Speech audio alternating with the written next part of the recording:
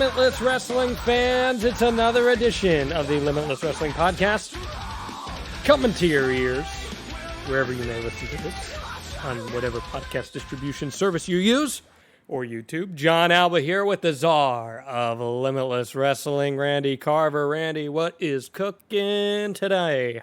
What's going on, man? Just got done with a session at the Limitless Dojo tonight, and feeling pretty good, man. Had a great show last weekend. Looking forward to Let's Wrestle, just about a week away now. So, fun times. As you should be, feeling pretty good because things in Limitless Wrestling and Let's Wrestle are going pretty darn good right about now. And we do have a witness to this. This is not me just claiming things. I assure you it is the truth. He is from the Wrestling Observer. He is a longtime Limitless Wrestling fan, a one-time guest host of Living the Gimmick of Pro Wrestling podcast. Thank you very much for that. Mr. Josh Nason. Josh, what's going on, buddy? Well, glad to be back after my Limitless Wellness suspension, and glad to be back with you guys on the podcast again. It's been a long time. Did you miss a test? Did you have elevated levels of horse testosterone? What was the deal? Well, I did get a letter saying Randy wished me the best in my future endeavors, but we were able to negotiate, and I was able to get back in the house this past Friday. If Edge can return to wrestling, anything is possible. We'd like to talk a little bit about some other things outside Limitless on this. Randy, I would imagine you grew up a huge fan. Josh, obviously you cover Edge. What a moment that was at the Royal Rumble, huh? That was crazy. I actually was not a fan as a kid because I was a kid and I hated Edge until the very end, until like and I then started you got to it, get it. Then it clicked. Yeah, and then just as soon as I started to get it, which was pretty much when he won the title at WrestleMania, he retired the next night. So I appreciated Edge from afar throughout the past few years, but seeing him come back in great shape, by the way, he looks phenomenal. Shredded. Mm-hmm. And now that he's cleared to do it too, which is puts my mind at ease, because you never, this shit's can screw some people up, and I'm glad that he can do it safely and not have problems with later in life, and that he's finally back to doing what he loves, because that was such a moment at the Royal Rumble. We hope so anyway. That's one thing I thought of going into this. I'm like, I don't know. He's a grown man. He can do what he wants, but you just worry about the fusion neck surgery. No and doubt. You just hope everything's good. But I mean, they had Kurt Angle come back and wrestle. I mean, anything's possible now, but it's interesting. And I've heard this mentioned before, that all of a sudden when they, WWE gets into a little bit of a wrestling war and has some competition, all of a sudden, some of the hard and fast rules they had with medicals in the past tend to kind of get, pushed to the side a little bit. But look, he's in there his own volition. I'm glad he's in there. It was funny. He looked like $1 million. He had a real grizzled look, which was really kind of cool.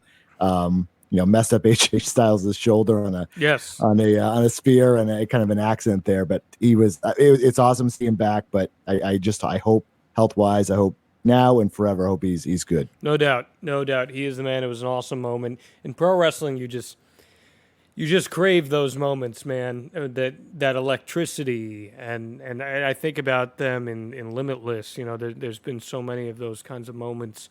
Maybe not to that gravity, but still those surprises where just reminds you why you're a wrestling fan in the first place. You can't get that in any other form of theater. You really can't. It's something totally different, and I think the moments like that and the moments that we've been able to do with Limitless, like they stick for a long time with people for that very reason. Randy, what's your favorite surprise moment in Limitless history? Oh, I don't know. Is it the MJF? The MJF one is up there because I think people legitimately thought he was never coming back to Limitless Wrestling, and I think that got a lot of people. Alexander Lee turning on the Maine State Posse was huge.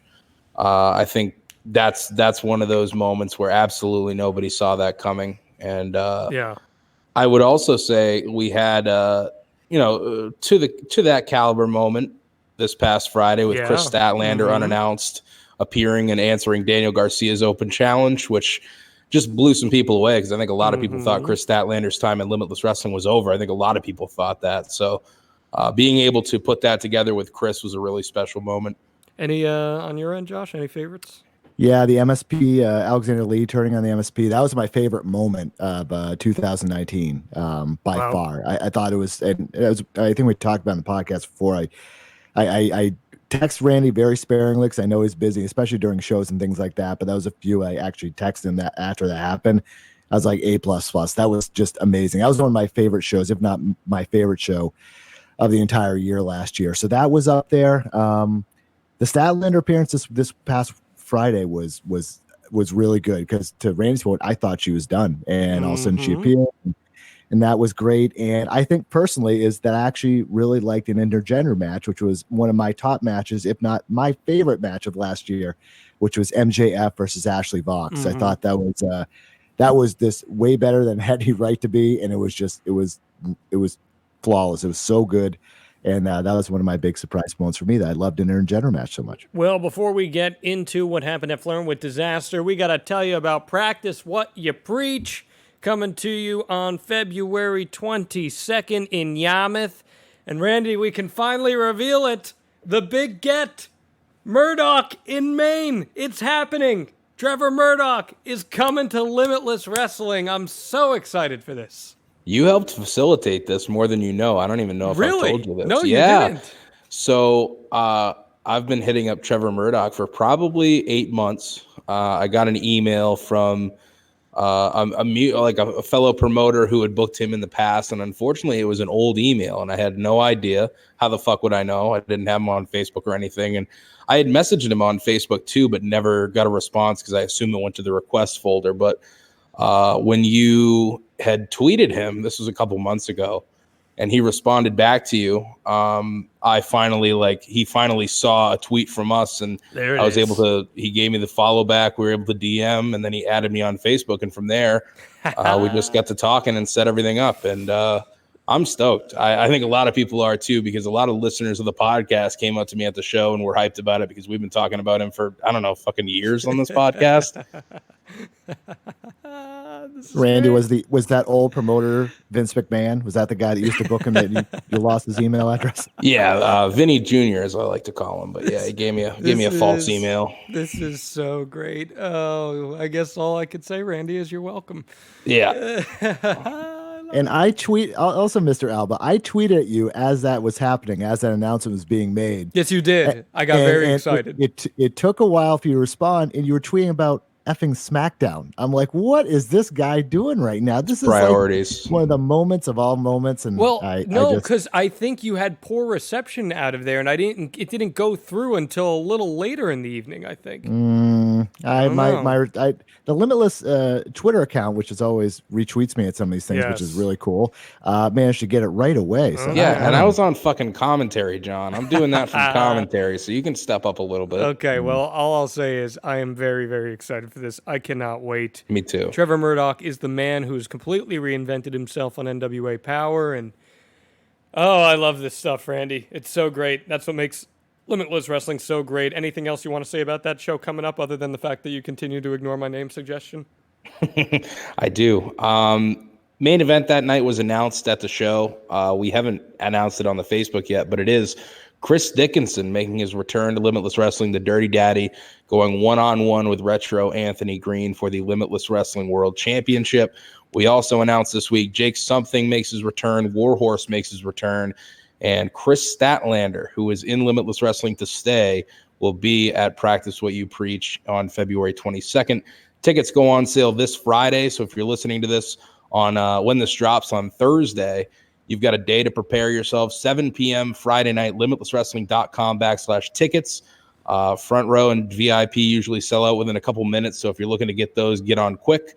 And then general admission tickets, as always, $15. And I would suggest grabbing yours early if you plan to attend the show. We had to turn away about 40 people at the door, according to my mom, who handles the door, and she was not thrilled about it. So definitely grab yours early if you're looking to come to this show, because we did reach max capacity at the last event, and I expect it to continue. A lot of people saying they're coming to this show. A lot of first-time fans, too, that were in Yarmouth in January who are planning to come back. So grab those tickets early. Hey, did you see your boy, the Dirty Daddy, tweeting about the Emmy the other day? Oh, he loves the Emmy. I hate that he puts you over, but he loves the Emmy. He does. Let's get to it. Flirting with Disaster. Things did not start normally here, Randy. Normally, Rich Palladino comes out, welcomes the crowd, and we're off to the races. No, this time, Holyfield's Ryan Curry on guitar, ripping a performance, and then Rich Palladino. We knew he's got pipes, but we didn't know he had these kind of pipes. Just his own rendition of Flirtin With Disaster. I mean, it was just fantastic. Josh, you were there in attendance as a fan. How cool was this? Well, I actually can't tell you because I wasn't there yet. Oh, and what a the loser. reason is, and maybe we'll get to, actually, I'll tell it right now real quick. I had my first real Limitless moment. And Randy, you guys were just talking about 40 people turned away at the door. Would you get pulled by AEW or something? Something like that. I almost did. Cody then put in a call. I was one of the people that got turned away at the door. Ooh. I drove up. I completely botched my time queue. I got up there a little bit later than I hoped. I had to park a little ways up because everything was packed. So I get in there and I said, I want a ticket. And Randy's mom was like, oh, they're all sold out. And I was like, oh no, I have to drive an hour and almost, hour, 15 minutes home. I'm like, my fault, like no big deal. This guy in front of me who would happen to be walking with a group right in front of us, hears me, turns around, is just like, hey, I had 2 tickets. People didn't show up. Here's one. Here you go. There you go. Wow. And I'm like, you serious? I'm like, I'll Venmo you money right now or something like that. He's like, it's what wrestling fans do for each other. And he went about his day. And then he actually gave the other ticket to someone else about 20 minutes later, a guy that just came in on his own. A little golf clap right there, yeah, man. That's it was good awesome. Yeah, stuff. that's awesome. So I learned my lesson, that's for sure. But so I completely missed the first 50 minutes. I missed the Drake Pillman match. I saw everything else, but okay. I was really, really bummed by that. But I was happy to actually get in the show. Randy, whose idea was this and how awesome was it? Dude, this was Rich Palladino's idea, which is the best part because, Rich is extremely professional. He doesn't like to overstep his boundaries, so to speak, and he's doesn't try to be the entertainer of the show. But he had this idea because we've done things with Ryan Curry before, as you know, and Ryan just rips it every single time. I didn't even think Ryan Curry was going to be able to make it in time, but he said he was going to be able to. He learned the song in 2 days, and we got this together within the week leading up to the show. So Rich absolutely slayed it. Ryan Curry did as usual, and it was a really, really fun start to a fun event. I got a funny story about Ryan Curry. So after the Let's Rumble, because he was at Let's Rumble, I went out in downtown Bangor. I was full incognito. You remember I was wearing a backwards hat, all that kind of stuff. Oh yeah. And I just turn around and when you feel someone staring at you? Oh yeah. I turn around and he's staring at me. I go, well, do you enjoy that ass kicking or what? And he just goes, oh, yeah, I did. I said, okay, funny. That's good stuff. So we had JD Drake defeat Brian Pillman Jr. I was reading a review of this match earlier by the Wrestling Insomniac, who you should totally check out. And he said this was just great. You revealed on this podcast last week that this was going to open the card. After the match, after JD Drake wins, he tells Pillman, your dad would be proud. They do the handshake. Awesome moment that's going to live on in Limitless lore. Seems like it was the right match to open up this card with. Yeah, I think it was. These two beat the absolute shit out of each other. And not that I didn't expect it, but it was really cool to see Brian Pillman Jr. hang with someone like JD Drake where he's, outsized, outmatched, so to speak. And JD Drake hits just about as hard as anybody on the Limitless Wrestling roster. So to see how well Brian Pillman kind of weathered the storm and, almost had this won a few times, it was a really fun back and forth contest. I think I did make the right decision with having this open the show. I think it really set the tone for everything. And as you said, like after the match, it was a very emotional moment earlier in the night where, JD Drake winning off a picture perfect moonsault that I can't wait to put the clip of because he just squashed Brian Pillman Jr. But saying his dad would be proud in the handshake, show of respect, a very cool moment. And I think we'll at least get the clip of that, the ending to this match up very soon on YouTube. I can't wait to see it. As Josh said, he was not in the building for this one. But were you in the building for the next match, Josh? Absolutely. I was there. Okay, let's talk about this one. The Prize Alec Price defeated Danhausen. Right now, Danhausen is like the most popular guy in independent wrestling, it seems. Everywhere I look, people are posting about him. Randy, how was the crowd feeling about Danhausen here first? They were on their feet. They were on their feet before this match started. And I always say, I take the headset off when I'm doing commentary because I want to feel that and I want to hear that. And it was just another level. And it's kind of crazy because we're in the generation now where wrestlers are making themselves over, so to speak, with social media work and crowd connection, via talking to people on, whether it be Twitter or Facebook or Instagram. It's really wild, the following that he's accumulated, and he's legitimately one of the most popular wrestlers in Limitless Wrestling every time he comes. Yeah, Josh, what do you think of the whole no swearing, the teeth stuff? How does that all sit with you?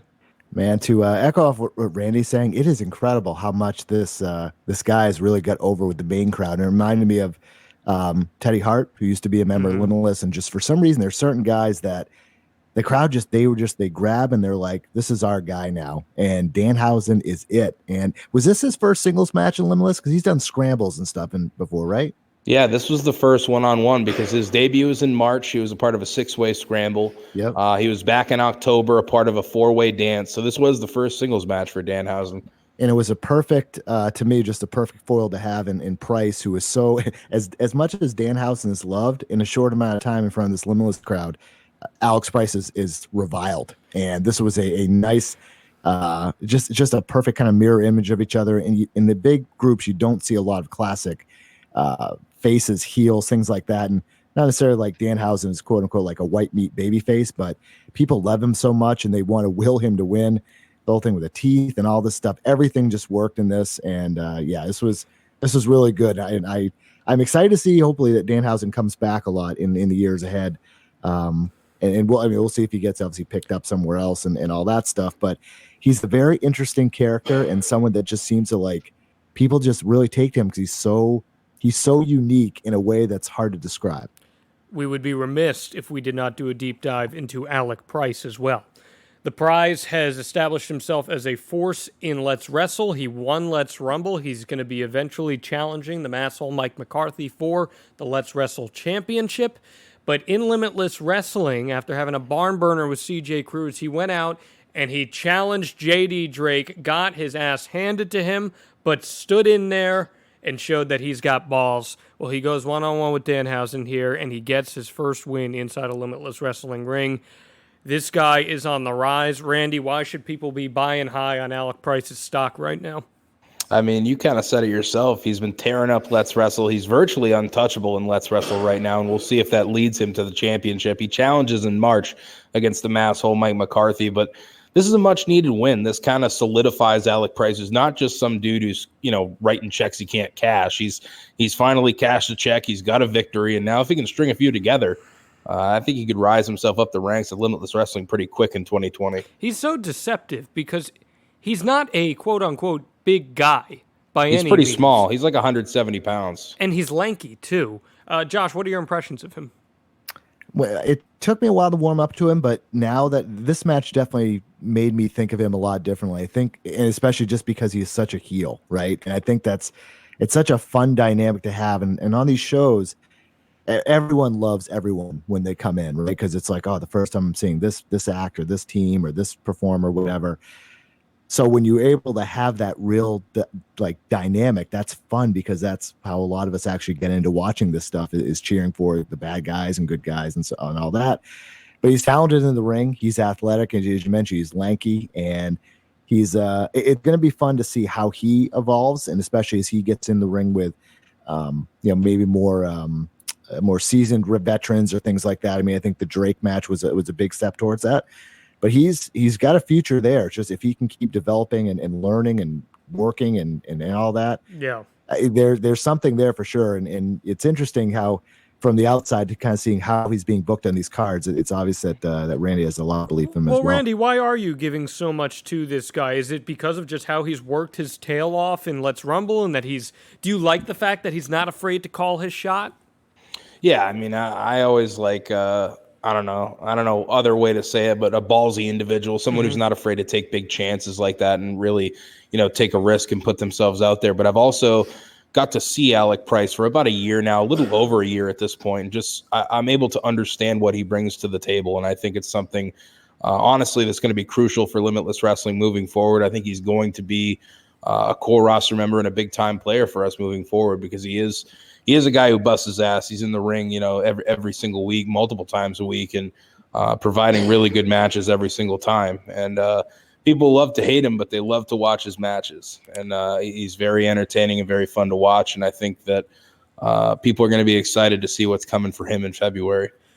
We got Daniel Garcia defeating Oswald Project. A lot of people expect a lot from Oswald Project. Not too much from him in this match. Daniel Garcia runs wild on him, overpowers him, and he picks up the win here. Daniel Garcia, again, one of the more hated people in all of Limitless Wrestling. And, well, then things hit the fan. The Galaxy's greatest alien, Chris Statlander, fresh off her run in AEW, comes back unexpected, answers an open challenge for more competition, and my goodness, did this get crazy. Garcia, after he loses to Statlander, he goes for a handshake. Chris denies him, says not today. Garcia didn't take to that too kindly, went to beat her down, and then your girl, Ashley Vox, flew out to make the save. Lots to take in here. Josh, you were praising this whole segment just before. What stood out to you about it? Well, so first of all, Oswald Project is so unique. Very unique. And we're talking about Danhausen being unique and so on, but this, it is hard to describe. He's a bump machine. I mean, and it got me thinking how valuable guys like this are when they can sell so well and do it in ways that you don't see a lot. He's so flexible and can take these shots, and Garcia was just stretching him all over the place. And there was one, I cannot remember the spot, but basically Garcia had him completely pretzeled up, and people were like, you could feel people almost like cringing, imagining how much this must hurt. Amazingly flexible, and he's one of those guys that also gets a lot of sympathy from the crowd as well, because they want to like him. He has this that kind of personality.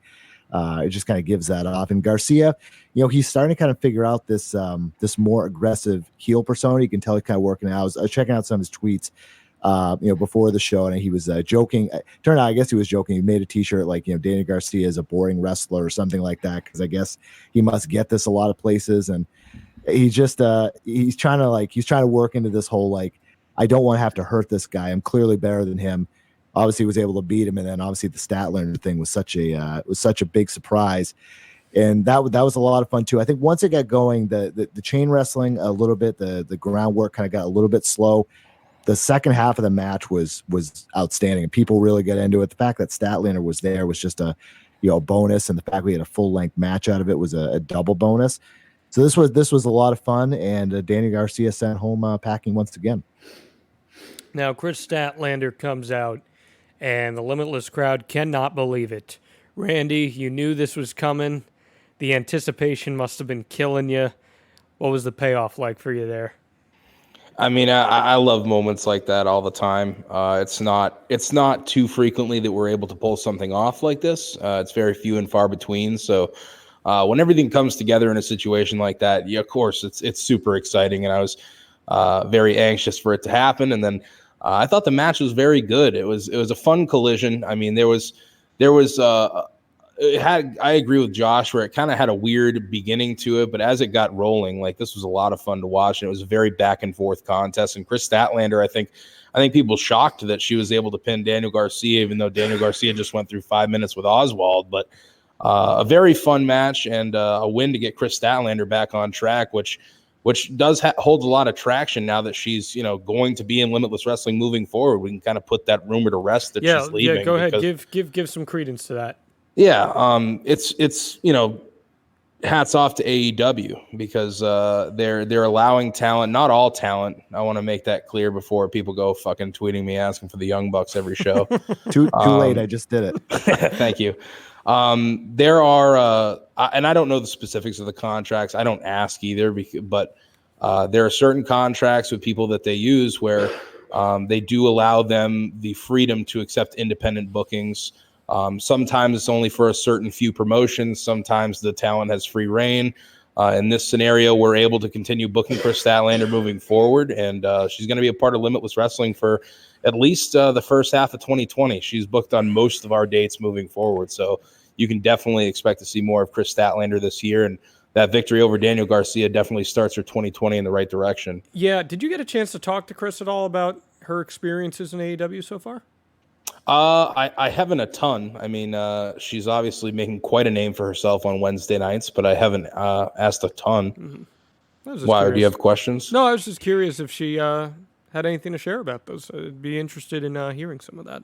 Yeah, maybe we can talk to her on here sometime. Maybe we'll have to talk to her. My hope is that she doesn't end up on Dynamite one weekend dumping the Limitless World title in a trash can, Randy. Just be careful of that, okay? Oh, that wouldn't sit well. No, but Ashley Vox makes the save, so clearly mutual respect between these two, no matter what. They've gone through hell and back together, and great stuff. I think that was a moment in itself, too, because, I mean, it looked like Daniel Garcia was going to go to work on Chris Statlander after the match was over, and then Hooked on a Friedman hits, and Ashley Vox storms the ring. It was pretty cool to see. Hooked on a Friedman? You're Did I say that? Yeah, you're ingrained on it. Oh, fuck Max. Great show. It was a great match. Show. Hooked on a feeling. Close enough. Yes. Well, she would stay out there to take on the debuting Tasha Steelz in Limitless Wrestling. Ashley Vox picks up the win here. 6th straight win for Ashley Vox. She's got to be right up there, Randy. Like, she's got to be, I say knocking on the door, but she's burst that door down. I mean, I think she's close as well. She has some interesting endeavors that she'd like to try in Limitless Wrestling, but I definitely think, after Chris Dickinson, if she can notch another win here in February, how is she not next in line in March for whoever wins that match? When the Vacation Land Cup rolls around, I mean, I'm thinking of her as a top seed. I mean, she has to be right in that conversation. If the Vacation Land Cup was next month, she'd be in it 100%. Oh, easily. 100%. Josh, anything about this match that stood out to you? I didn't really like it. And I think I know why. And I think I like Ashley Vox matches when she's in against someone that's bigger than she is. I totally agree with that. And it's like I was thinking almost like Flair, like Ric Flair used to work when he used to work bigger guys. It was just a different dynamic. And these two were similarly sized, and it just was like it was almost like seeing a mirror image, but it just didn't get me into it. I love the Statlander matches obviously speak for themselves. The MJF match I talked about earlier, it seems like when she's in there and she has that kind of that underdog role visually, it just kind of it provides a different dynamic. I just couldn't really get into this one for whatever reason, but during the match I was thinking that I just like when she's in there against bigger people. So her against an Anthony Green or Dickinson or whoever, I think that'd be could be a lot of fun. But that was just kind of my takeaway after the match. Josh, you took the words right out of my mouth. I think Ashley Vox is just such a great underdog. And she's Limitless Wrestling's Daniel Bryan, and when you can visually pair her with that, it adds to that. But she's got that bulldog mentality, and I'm in total agreement with you. And that's nothing, of course, against Tasha Steelz, who, by all accounts, look great here. But, I'm with you. Randy, any thoughts here?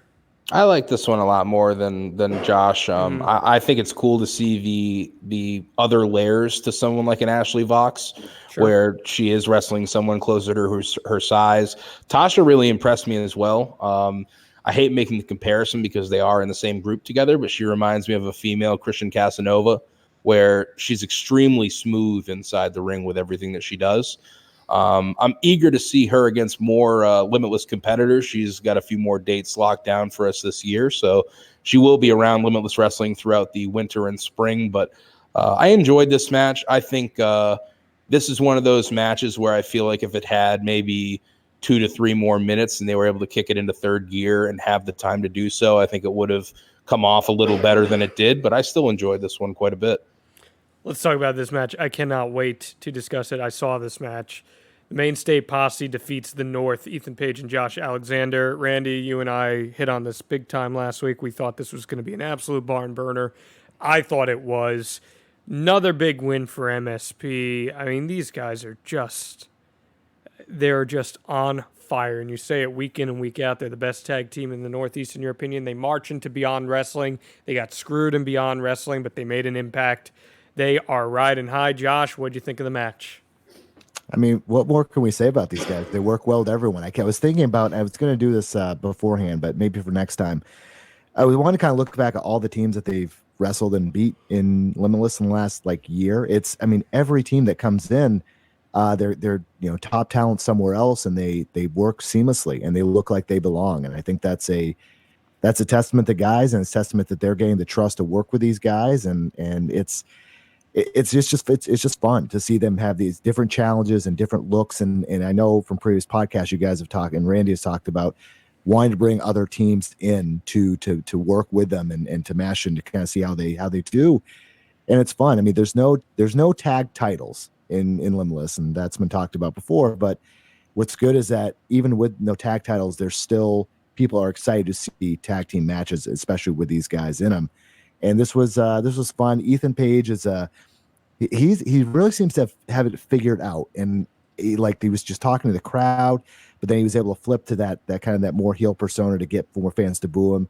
Because obviously people were excited to see the North in there. It was my first time seeing Josh Alexander, physically bigger than I thought he was going to be, really kind of intimidating.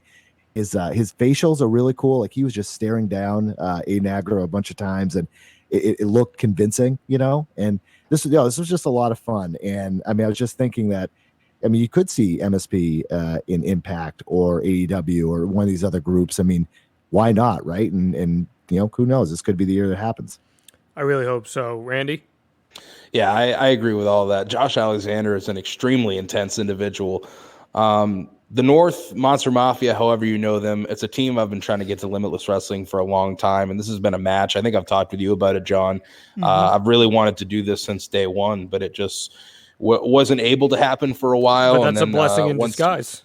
Yeah, and once Josh Alexander got his work visa figured out, we just didn't have dates that lined up for the longest time. So to be able to do this this was a pure, really, really good tag team wrestling match. Like if you're a fan of tag team wrestling, you really enjoy this contest. I think it's two teams who really work extremely well at being teams, which that can get lost, I think, in 2020 tag team wrestling. And I think we saw just a lot of really good tag team stuff here, and to see the Maine State Posse pull off a victory against, truly one of the top teams going right now, world tag team champions.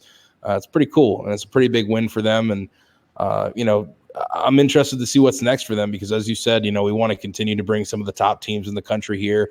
They have very few blemishes over the past year on their record, only losing to the New Heart Foundation and Take Me Home Tonight. And that's, that record speaks for itself. I also have one thing to add. I remember seeing a quick promo that the North did on the Maine State Posse leading in this, but it was at the Impact set. I just thought that was a really cool thing. It was a cool look. To me, it kind of elevated that.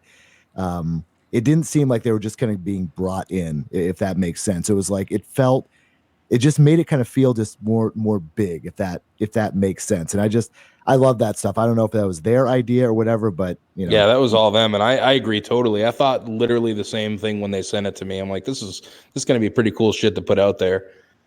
Randy, this is where you promote Wrestle Prom. Oh yeah. We're doing Wrestle Prom, if you have not heard, on Saturday, April 18th in Yarmouth.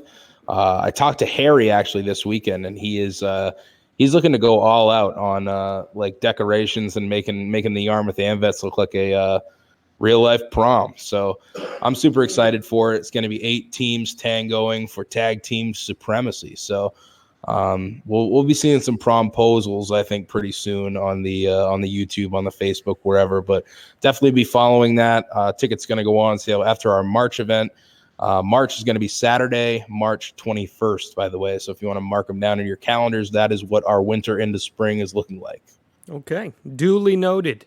Continuing here, Josh Briggs defeats Alexander Lee, Jody Threat, and Kevin Blackwood. Lots to unpack in this match.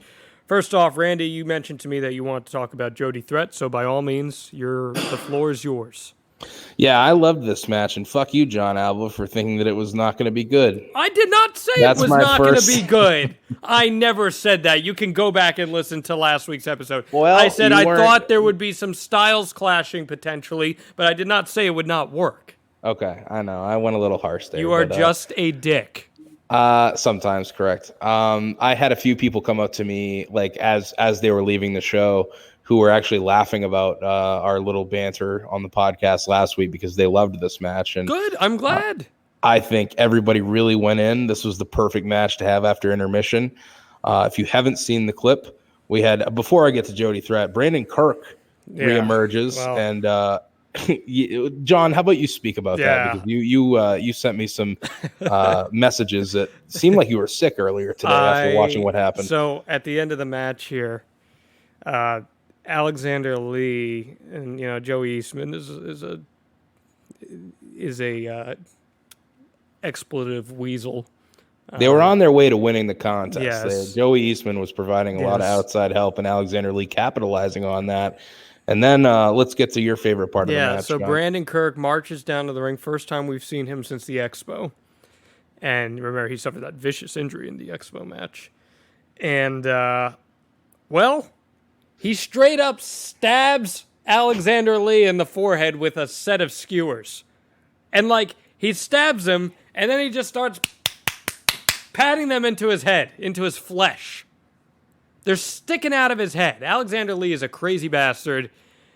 He got even a little crazier with this. He's sitting beside me. Do you want to speak fine. to the do you want to speak to the skewers in your head? They fucking hurt.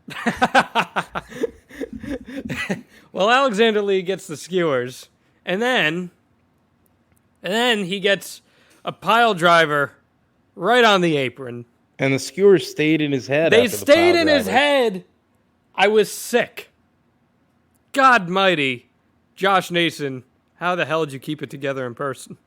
Well, I tell you what, the skewers, talking about Ashley Vox, one of the best spots I've seen in Limitless was the Ashley Vox skewers to the head of Brandon Kirk. So clearly it's where he got it from.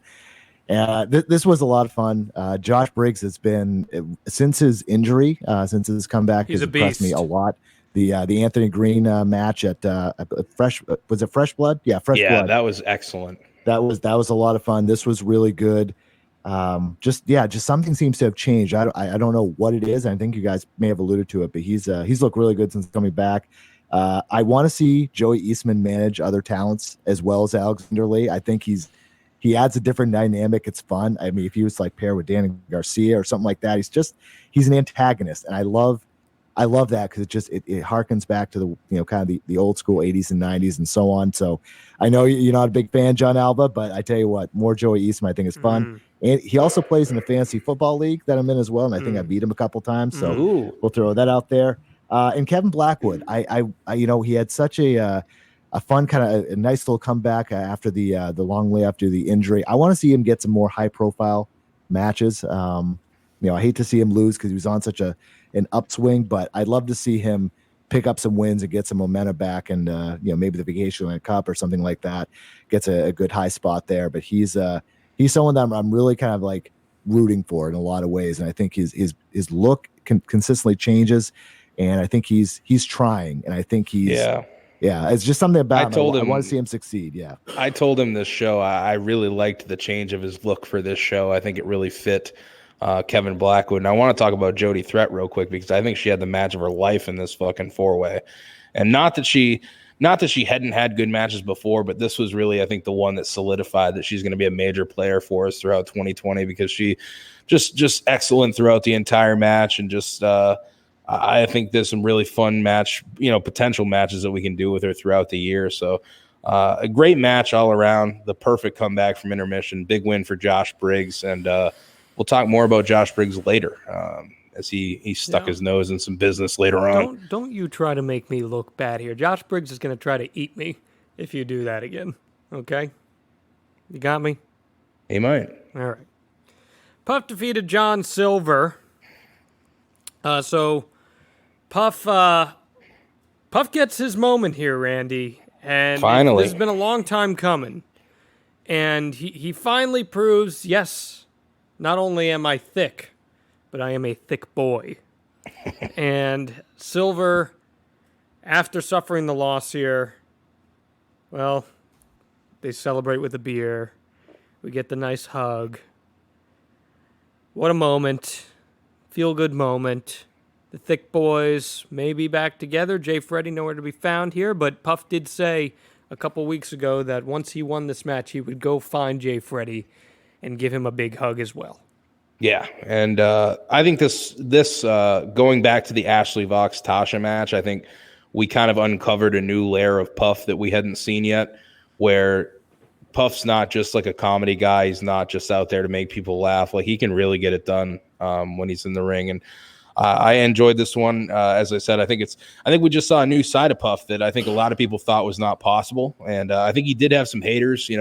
Obviously everybody loves Puff, but a majority, I should say, of people love Puff. But he does have his haters because I think a lot of people just they believe that they see him for what he is, but Puff actually, really came to work and had a fun match with John Silver here. And, we're going to see, I was hoping that Jay Freddy was going to make it back from Japan in time to be the special guest referee here, because I feel he could have done a great job in that role, but good for Jay Freddy, obviously going to Japan again. He didn't get back till the next day, so it just didn't work out. But Puff did say he's going to go try to find Jay Freddy and get the band back together. So maybe we'll see the Thick Boys ride again in 2020 at full force now. Josh, any thoughts on this? Yeah, it felt like a blow off to an angle we've seen kind of play out after a while. It was missing Jay Freddy because I was kind of wondering where he was, and hopefully maybe Sunday we'll see that denim jacket on a pole match that was supposed to happen at the Expo. But this was fine. It's funny that you say Puff has haters. To me, like he's just a change of pace in a lot of ways, and I think you're right. He had his game face on. It was serious right from the get go, and I thought this was good. I noticed John Silver had on his Dark Order trunks on. So I didn't know. It kind of felt like maybe this is going to be the last time we see him for a while. If he's going to be with AEW more often, but of course, who knows about that? But I thought this was fine and kind of a for people that have been following along these storylines for a while. And I know you mentioned it in one of the last podcasts as well. Sorry if I keep saying that, but that's okay. Came to mind. We like to keep things canon. You mentioned that some of these I think it was Randy talking about some of these storylines that people have been following along so long, if that makes sense. That people they get the payoffs and they get the emotion into it and everything. This was a nice payoff for a very long storyline that had been built out over a long period of time, and it just felt like a kind of a closure of that. It also opens up some interesting possibilities for Puff if maybe he does a little bit more serious stuff and does some more singles matches or something. And I think this was good. This was really good. It's just one of those things where you got to dig down in the moment, and I think that's what Puff realized, and he got the job done. 100%. Let's talk about JT Dunn and CJ Cruz. Please. Cruz, man, he is just the best. I am such a big fan of this guy, even if he did eliminate Mac Daniels in Let's Rumble. I think he is a future star in the making, and JT Dunn gets the win here. But due to some post-match tomfoolery, the decision is reversed. Kevin Quinn makes the decision to reverse the decision after JT Dunn he's going ham, and then he shoves off Rich Palladino to the mat. You don't do that. He's trying to kill CJ, and then Josh Briggs comes down to make the save, tells him he better show up with a partner in February or not show up at all. So there's some cool stuff in the making here. First off, when JT Dunn shoves Rich Palladino, nuclear heat. I legitimately was a little worried that a few fans were going to jump in the ring and fight JT Dunn. It was a very tense moment because, JT had pulled off a victory, and it looked like CJ was whipping his ass throughout this match too. That's CJ had an incredible match with JT. JT gets lucky, and he actually had your boy Mac Daniels at ringside. Yes, he with did. him. Have you heard about this? He did. He was a streamer bitch for the night. And, excuse me? That was what was chanted. That is not my call of a name, but that is what that was the name he donned for the night, according to the Limitless Faithful. CJ was rolling. It knocked your boy to the floor with a kick, was going up for the springboard drop kick, and he ate a death by elbow coming down. Yeah. And JT notched the victory. And as you said, I guess that wasn't enough for him. He, kept the onslaught on after the match, shoved Kevin Quinn to the mat. That was the end. I think I didn't do my research, but I'm almost certain that this is the first reversal of a decision in Limitless Wrestling history. I don't know if I can recall. We've had matches restarted, but I don't know if we've ever had a straight up referee reversal of decision. That's what happened here with Kevin Quinn. JT shoving Rich Palladino to the mat, and that's what finally triggers Josh Briggs to come from the back and run off JT Dunn. He invited him back in the ring. He said, if you want to settle this now, you can try that shit on me. And JT took a few steps forward, and then CJ was pulling himself to his feet, and he decided better of it. So I'm very intrigued because JT Dunn had such trouble back in October putting together a team of three. I don't know if he can even find a partner in the Limitless Wrestling locker room anymore. Josh, what do you think of CJ Cruz? Do you see in him what I do? I think he's just incredible. This is my first time seeing him in person, and there's definitely something there for sure. He visit from the last time I'd seen him watching on independent wrestling TV. He looked like he had put on some more muscle, so it looks like he's really kind of getting into better shape, which is good. He is a natural baby face. People just love him, and it's not a fake thing. It's just he's likable. He's likable, and that's a good thing. And he really he plays off that, which is good. I mean, he's really talented. He's really talented in there. And and the fact that you see him starting to get more work, in the Northeast and things like that, I think that can only be a benefit for him.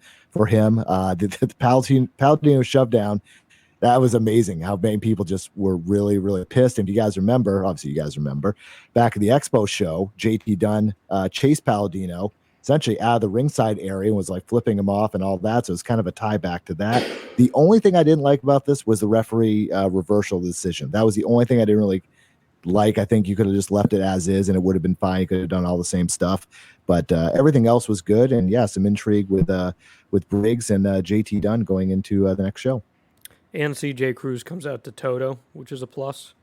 That's a huge plus. The 80s songs. I mean, look at Anthony Green. They work, and Ace Romero as well. I mean, the songs you can sing along with work. And I think, I think Cruz. I've talked in the past about wrestlers that are going to do well, like the fair circuit. I think with kids, Cruz is going to be like a hit. He just has that high fiving thing going.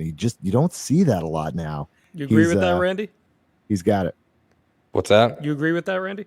Yeah, 100%. I think CJ Cruz is kind of cool how quickly he's won over a majority of the Limitless Wrestling audience, because sometimes when talent are taking that step up, it does take a while for them to connect, and sometimes it doesn't happen right off the bat. Sometimes it takes 2, 3, 4, 5 matches, or maybe it takes a couple matches and then taking 6 months off. So it's cool to see the connection that he already has with the Limitless faithful, and I'm very intrigued for this tag match in February. Oh, and I also had a prediction, by the way. I was thinking about this after this match. I think, and obviously there's one person on this call that has the control over this.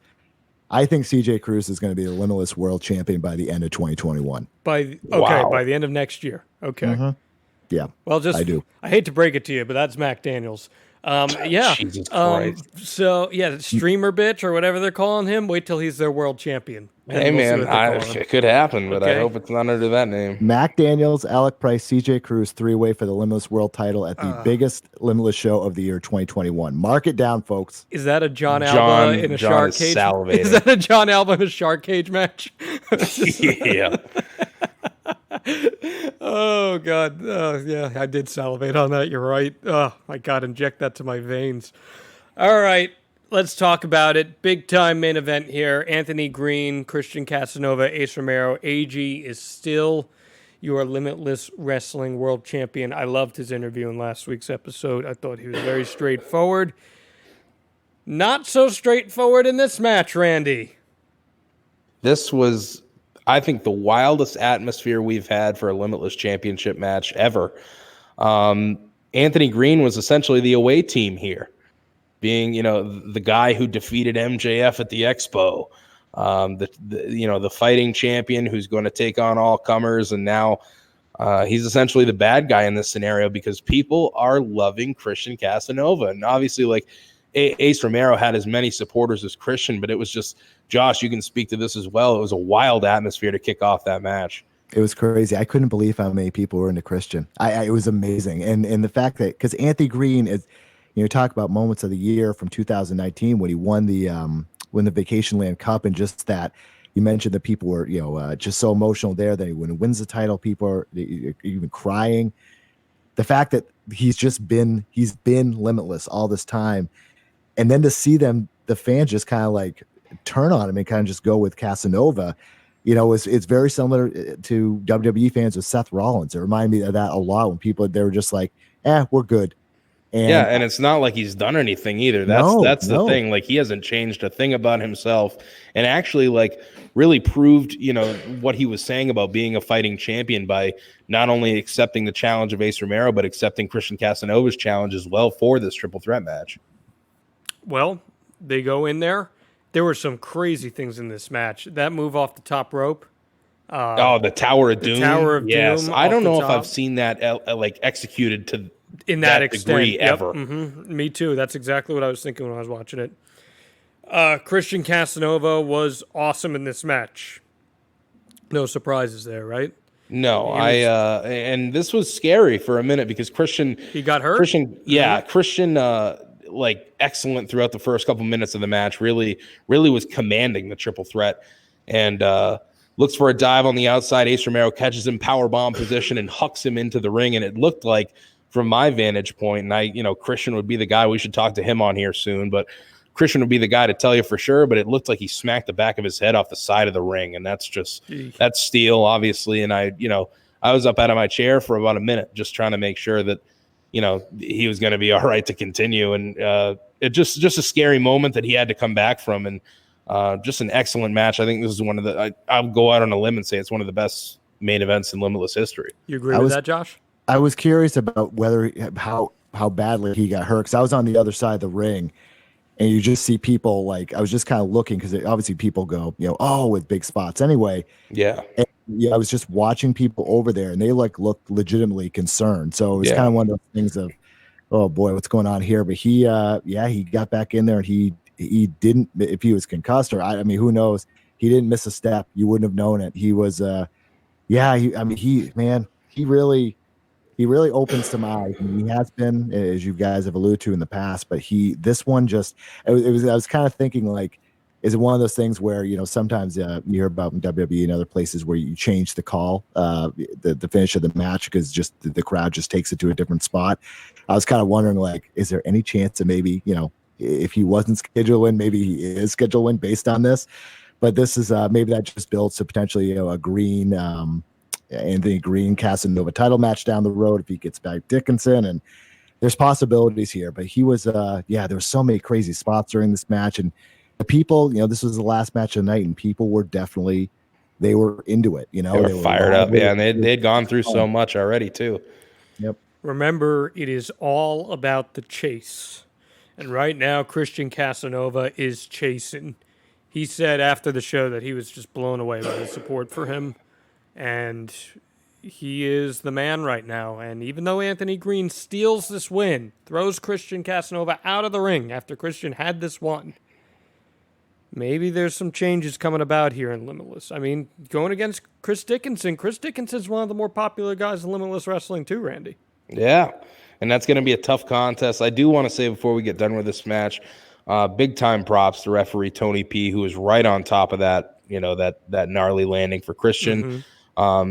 He was able to communicate with me that everything was going to be okay. So he was, definitely the right guy to have in that position. And I appreciate, we have a really good ref crew for these Limitless shows. And I just, sorry, I want to ask you about this. Was that the first time you've actually had a female ref?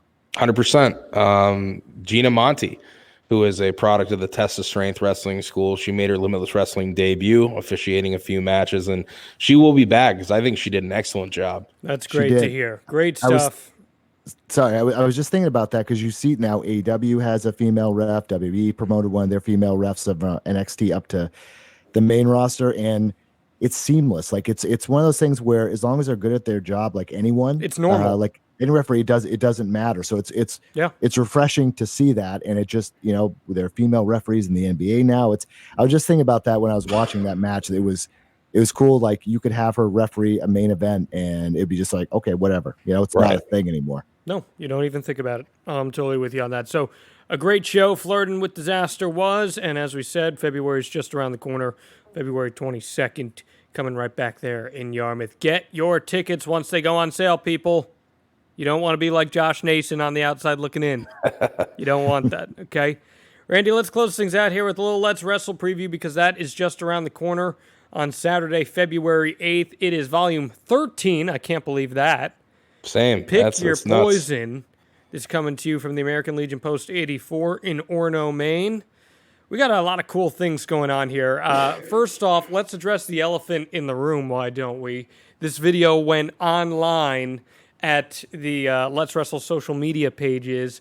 I had a chance to speak with Calvin Strange after his loss to the masshole Mike McCarthy, or at least I thought I was going to get a chance to talk to Calvin Strange because your little Belfast bulldog started woofing his little mouth up and started to get in my face about being a journalist and calling me fake news and making fun of my hair. Not a fan of this, Randy. No, do you want to get in the ring and do something about it? Well, you know what? There was some little conversation going on about maybe he and I should settle this in the ring. I saw. And here is my formal advocation to you, Randy. You name the time, you name the place. I will happily square off with the Belfast Bulldog should he ever like to. Are you serious? I am so serious about this. Whoa. I mean, I think we got some talking to do then. I think we have some things to talk about. Contractually, I'll have to talk to my people. I'm sure. Get your people to talk to my people. And well, Mac Daniels. I wouldn't want him to think that I was going around his back or anything like that. Of course. Understandable. I mean, he's on this show. What's going on with Mac Daniels for this show? Any plans? Well, Mac Daniels does not have an announced match yet. Yeah, I know. I mean, so I'm asking you. What are we going to see? I don't know yet. There's a lot still to go. We've got 4 matches announced, and half of 2 of those matches hasn't been announced yet because Alec Price and Mike McCarthy have yet to make their decisions. So. Well, we know Rip Bison's going to be on the show. BRG, Brett Ryan Gosling, Channing Thomas, Antoine Nicholas, Mr. Christ, one of your favorites, Chip Chambers, and then as for the card itself that has been announced. We got Smart Mark Sterling and CJ Cruz, who also threatened me, by the way, this week. Smart Mark Sterling, that is. First time ever. You excited for that one? Yeah, I'm very excited for that. Mark Sterling actually just moved to Massachusetts, so I think we're going to have a lot more of him in Let's Wrestle. I'm a big fan of his work, and I'll actually spoil something. He's going to be at Limitless Wrestling in February as well. I won't tell you what capacity. I think he'll tell you that pretty soon, but this will be an interesting test for CJ Cruz.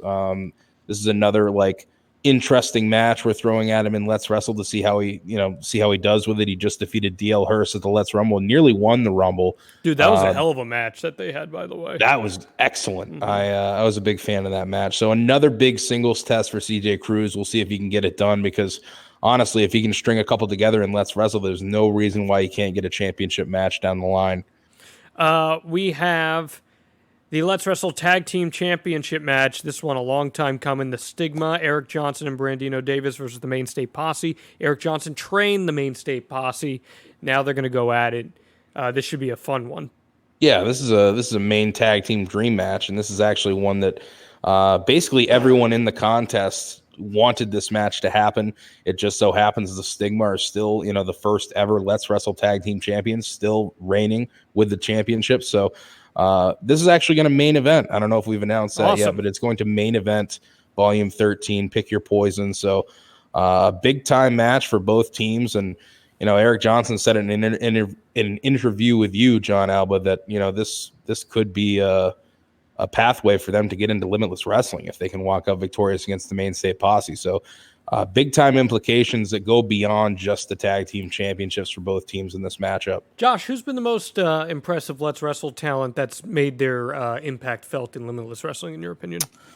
Boy, Cruz and Price. I mean, those are 2 guys. And I'd love to ask at some point, we have more time, maybe on an Ask Limitless edition. Mm-hmm. I have a lot of questions about Let's Wrestle, the creation of it, how it's supposed to fit in with Limitless, kind of the idea, because I think there's a lot of relatively newer fans of myself, they don't fully maybe understand or get to mm-hmm. see it as much. So kind of like connecting some of those dots, I think would be kind of fun. But yeah, I mean, Alex Price and Cruz definitely stand out, and I think it's I kind of wonder maybe part of the strategy of doing more shows is you can include more Let's Wrestle guys on those shows. And 100%. Yeah. I think maybe next week, because next week is going to be the Let's Wrestle preview. So maybe we do a kind of a long form, just jump into Let's Wrestle and I like how it all came together and what the idea behind it really is. Let's get into that. I like that. We got the number 1 Contenders Open Invitational Tag Team Gauntlet. That's a bit of a mouthful there. We've got some teams announced for this. Go ahead, Randy. Tell us who we're going to see. Yeah, so first of all, this is something put together by GM Johnny Torres to name the new number 1 contenders for the Let's Wrestle Tag Team Championships. So the winning team in this contest will go 1-on-1 or 2-on-2 with the winning team of the Stigma and the Maine State Posse. So that match will happen in March. But we're announcing these actually live on the podcast before they're announced to the public. The Dirty Drifters will be involved. Jacob Drifter and Doug Weiser, two products of the Limitless Wrestling Dojo. Two your of favorites, my favorites. John. Oh, boy. Kenna Lee, Alexander Lee, and Kennedy Copeland, who have had their run-ins with the Dirty Drifters in the past. And the Syndicate, who are looking to earn their way back to a Let's win. They need a shot. win badly, Randy. They really do. And, they've had their opportunities in the past, and it hasn't gone their way, but it could be a new beginning for Owen Brody and B.A. Tatum as they enter this contest as well. As of right now, we're looking at 6 tag teams in this gauntlet. So be on the lookout throughout the next week. We'll be announcing them probably day by day heading into our dropping of the match graphic on Monday. So be on the lookout for that, but that'll be a lot of fun. And then we got the 2 Pick Your Poison matches, Alec Price versus To Be Determined and Mike McCarthy versus To Be Determined. They are picking each other's opponents. Maybe I'll get to talking with Mac Daniels here and see if I can get in someone's head. Well, from what I've heard, we're going to hear from Alec Price by the end of the week on his selection for Mike McCarthy. So I think that's coming fairly soon. Okay. That's interesting. I'd like to note that Alec Price and Mac Daniels worked together to eliminate the Maine State Posse in Let's Rumble. So yeah, dude, whatever. I don't know. Maybe Maine State Posse shouldn't have been so distracted eliminating somebody else. Yeah, maybe you're right. Maybe you're right for once. Yeah, interesting. That show is coming to you February 8th at the American Legion Post 84. Tickets are sold out for front row, but $10 general admission tickets remain. LimitlessWrestling.com. Fun episode here, boys. Really enjoyed it. Always a pleasure. Josh, you want to throw out your plugs? Yeah, you can follow me at my Twitter handle, Josh Nason, JOSHNASON. Also, follow the Wrestling Observer website, WONF4W on the Twitter. And I think that's about it. There's all kinds of stuff going on, obviously, with, business is good when it comes to interest with pro wrestling right now. There's so much stuff going on and helping people kind of try to navigate what to watch. And it's a really interesting time in the business. I think everyone kind of knows that. We'll just kind of leave it at that. But it's a lot of fun. And as always, I appreciate having me here. I'm glad my well suspension is up. And then, hopefully be back on some other point sometime. Randy, anything else you'd like to add? Just to let you know again, tickets drop this Friday for Practice What You Preach. That's February 22nd going down in Yarmouth, Maine. VIP, it's all going to be the same ticket prices. VIP 35, front row 25, GA 15. Definitely grab your tickets. You don't want to end up on the outside. And come on up to Orono for February 8th, Volume 13. Pick Your Poison. As you said, front row is sold out, but GA tickets are just $10 on limitlesswrestling.com. And we'll talk about it more next week, but Let's Wrestle really features some of the future of Limitless Wrestling. We've seen it throughout this year. Alec Price, CJ Cruz, Masha Slamovich, just to name a few, who have taken the step up.